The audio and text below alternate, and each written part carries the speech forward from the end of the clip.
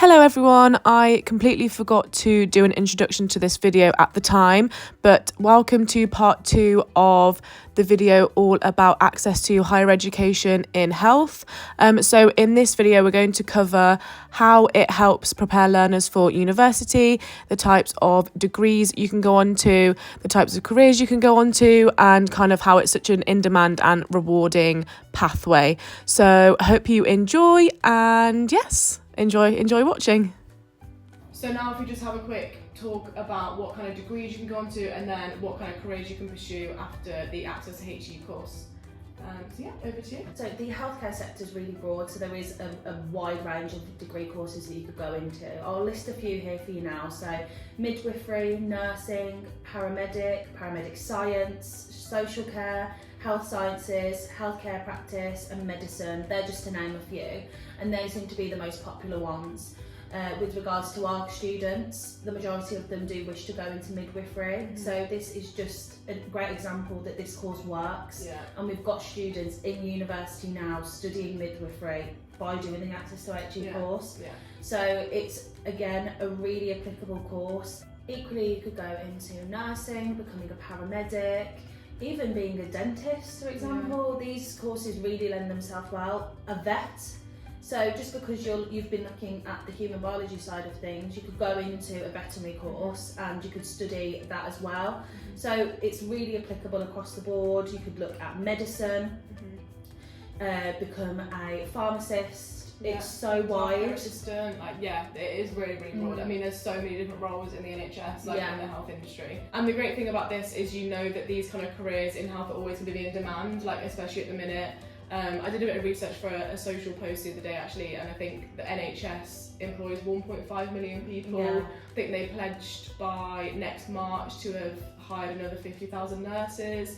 That these jobs and careers are so in demand and also so rewarding. So fulfilling. Like being something like a nurse or a midwife is just such a rewarding and amazing job, especially if you've got that kind of caring nature. This course is great for preparing you for university for a number of different reasons. Whilst we really do promote flexible learning here at Open Study College, there is a big element of independent study as well.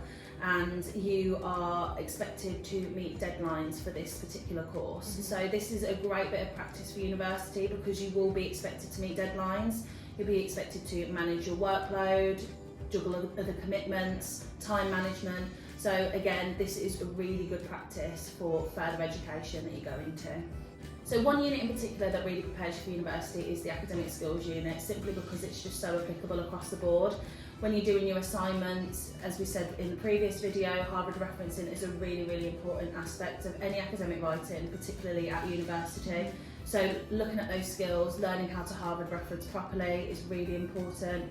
Understanding your own personal learning style. Whilst sitting down in a lecture may not be suitable for you, it's something you have to do, but then in your own personal time you can tailor your learning specifically to your needs.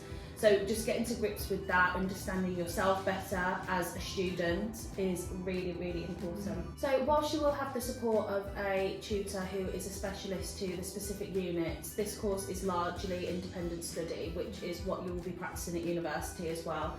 So the self-study aspect shows that you've got your own initiative, your own work ethic, motivation, and this will really lend itself well to university study. So the big final piece of work at university is a dissertation. Not all courses do this, but most do, and this is the final piece of work at the end of your final year. So this is where you select your own topic, you title it yourself, and you conduct your own investigation. So the final assignment within the Access to HE Health Diploma really does give you a bit of practice for that. So you can almost treat it as a mini dissertation. So you're conducting your own research, you're compiling evidence, you are looking at data analysis. It's again a great skill to have. Dissertation, isn't it? So yeah, I think that's everything about our Access to Higher Education Health Diploma. If you want to learn about our Public Services Diploma, then go back to our previous video that we filmed a few weeks ago. I'll link that down below. So yeah, go and check that out. If you've got any questions, please just drop them in the comments. We'll get back to you, and make sure to subscribe for future videos about our courses and careers. Thank you so much, Katie. That was so detailed, and I always really enjoy learning all about kind of the modules. I think it's genuinely so interesting. Yeah, so yeah, I think that is everything, and we will see you in the next video. Bye!